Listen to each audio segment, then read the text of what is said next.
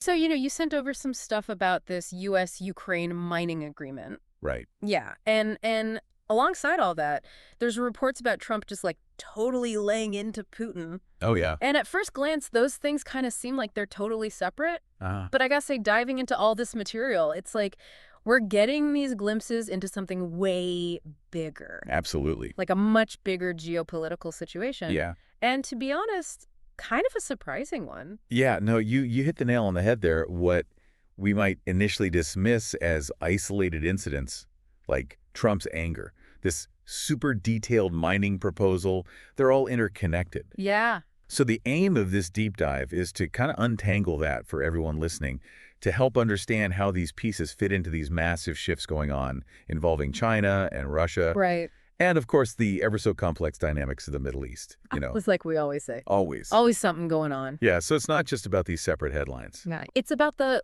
whole web of international relations happening underneath. 100%. Okay, so let's try to unpack this whole Trump being mad at Putin thing. Okay. So apparently he was like angry and furious Wow. because Putin publicly questions Zelensky's ability to lead. Right. And then it doesn't even stop there.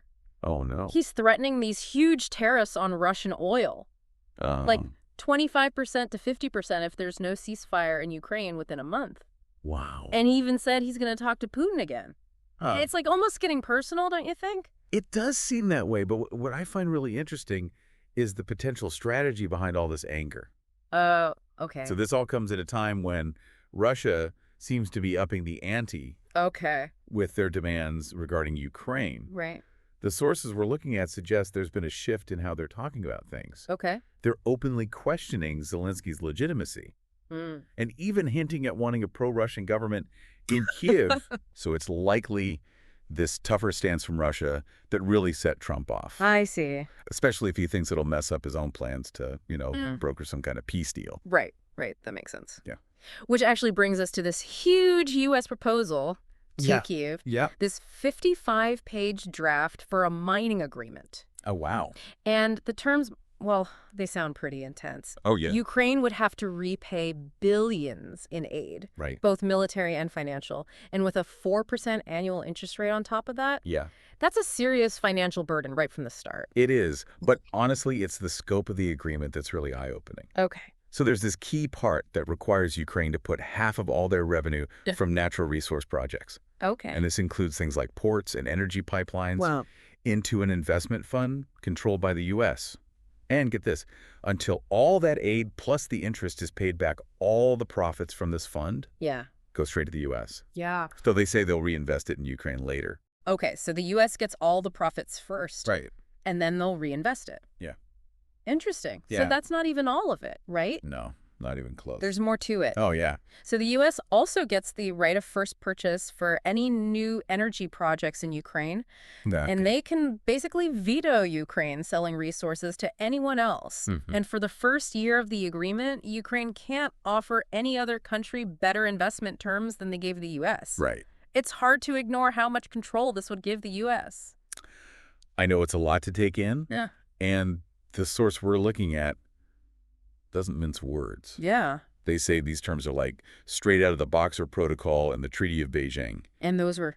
So for those who might not know, those were treaties from the 19th and early 20th centuries that foreign powers forced on China. Right. Giving them a ton of economic and political control. Oh, wow. Yeah. And the source makes this really stark comparison saying Ukraine risks basically becoming a colony of the U.S. under these conditions. A colony. Yeah, strong words. That's a pretty serious claim. It's a very serious assessment. Yeah. Yeah. And here's where things get really interesting. Okay. Zelensky's government is apparently ready to sign this thing. Oh. And the source points out this gives the U.S. a huge reason to keep Zelensky in power. Yeah. So if Putin is now trying to discredit Zelensky and get him out of office, and this is the guy ready to sign this incredibly beneficial deal for the U.S., or it makes sense why Trump might be so upset. Makes total sense. It's like he sees Putin as messing with a major strategic win for the U.S. Exactly. And you know what the source even suggests? That those public disagreements between Zelensky and Trump before might have been deliberate. Really? A kind of diplomatic show to make Russia think a ceasefire was about to happen. Wow. The idea being that once Russia agreed to the ceasefire, Trump could use that to his advantage in his dealings with China. So it was all just a big act? Potentially, yeah. Wow, these international dealings are intense. Oh, they're so intricate and multi-layered. Okay, so let's shift gears a bit. Okay. The source also mentions the U.S. and Ukraine nominating Saudi Arabia to oversee a potential ceasefire. Right. And Turkey apparently wanted that role, too. Interesting. So what's the strategy here, especially with leaving Turkey out? What's fascinating is why the U.S. might prefer Saudi Arabia over Turkey. Yeah. The source thinks it's because the U.S. is worried about the EU's growing influence in the Middle East. Okay. They think by not choosing Turkey, the U.S. is trying to limit the EU's power in the region. Interesting. But this could backfire and cause problems between Turkey and Saudi Arabia. Oh. The source calls it sowing discord. So this nomination isn't just about Russia and Ukraine. Not at all. It's about the whole power struggle in the Middle East. Exactly. It's all connected. Yeah. The source argues that this move by the U.S. and Ukraine, which lines up with some EU interests, is also them trying to get on Saudi Arabia's good side. I see. They know Saudi Arabia is crucial for dealing with future Middle East problems, like the situation in Syria. Yeah. This also sends a message to Russia that the EU and U.S. aren't always totally opposed on Ukraine. Their interests can align in other areas. Right. That makes sense. Yeah. So speaking of complicated relationships, let's talk about China. Right. It seems like China, sticking to their principles, actually stalled things during those recent U.S. visits. Yeah, it seems that way. So relations between them haven't gotten better? No. And actually they seem even more strained. Right. So how does this all affect what's going on in Ukraine? Well, if we look at the bigger picture, the tension between the U.S. and China probably gave Russia an opening. Oh, okay. Seeing the U.S. struggling to find common ground with China, Russia might have felt bolder about pushing their demands on Ukraine. Like we talked about earlier. Exactly, like questioning Zelensky's leadership and wanting a government more aligned with them. Right. It just goes to show how these relationships between these global powerhouses can have a huge impact on conflicts all over the world. It's like a chain reaction. Exactly. The source even quotes Jeffrey Sachs. Oh, yeah. And he's not holding back.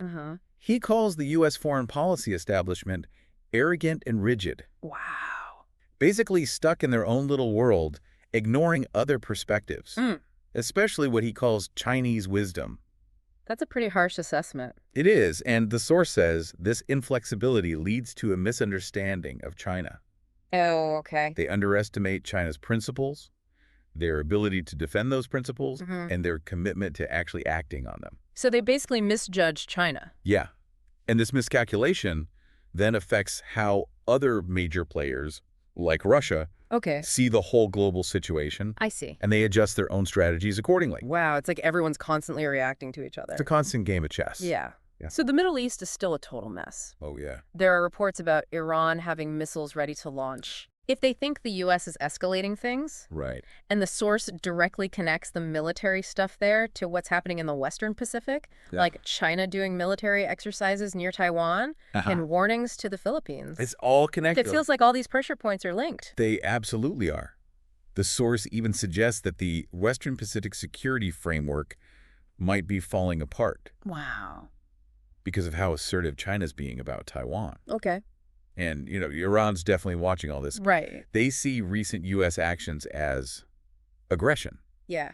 And it seems like their attempt at a more peaceful approach didn't really work. So they're going back to a tougher stance. Okay. Yeah.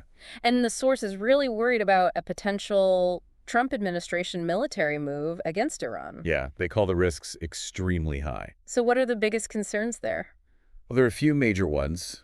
First, any serious disruption in the Persian Gulf would instantly hit the U.S. financial markets. Oh, yeah. And the source doesn't sugarcoat it.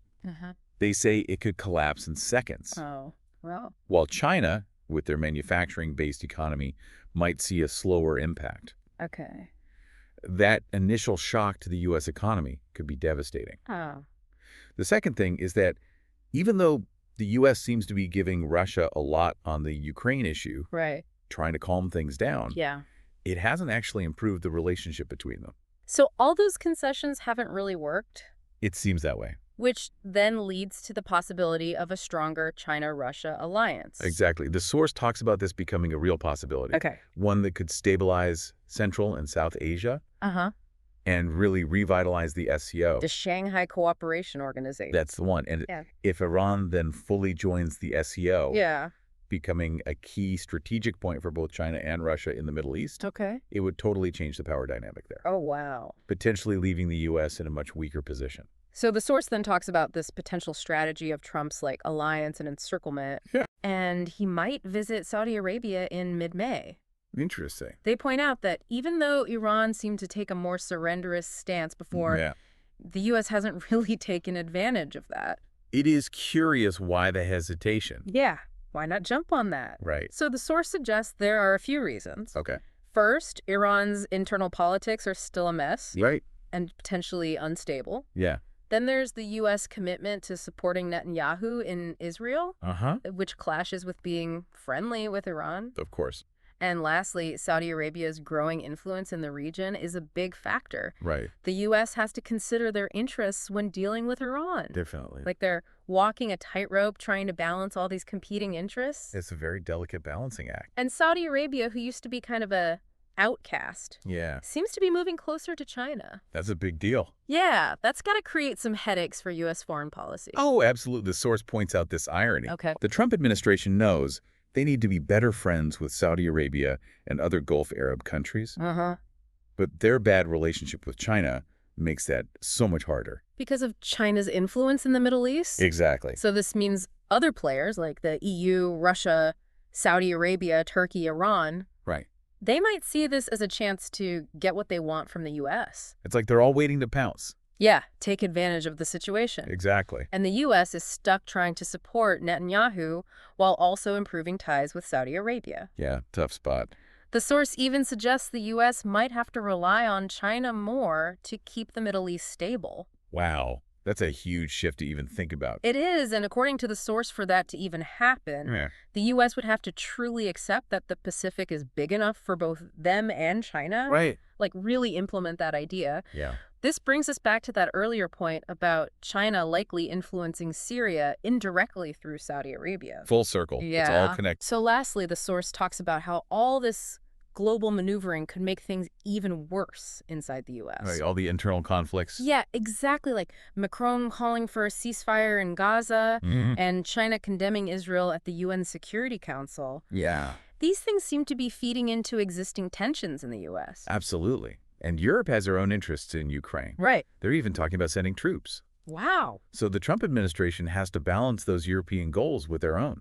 Right. And the EU might see a chance to use China's influence over Saudi Arabia to gain more power in the Middle East. Interesting. The main point is that Trump's seemingly passive foreign policy could actually make the divisions inside the U.S. even worse. So by trying to avoid conflict, he might actually be making things worse at home. It's a possibility. The source also mentions that Trump trip to Saudi Arabia.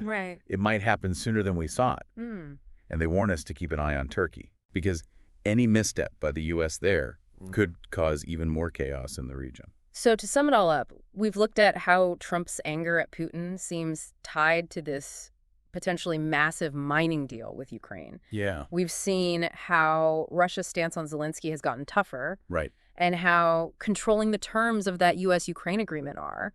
We talked about China's growing power and the tension with the U.S. And of course. The crazy situation in the Middle East with Iran.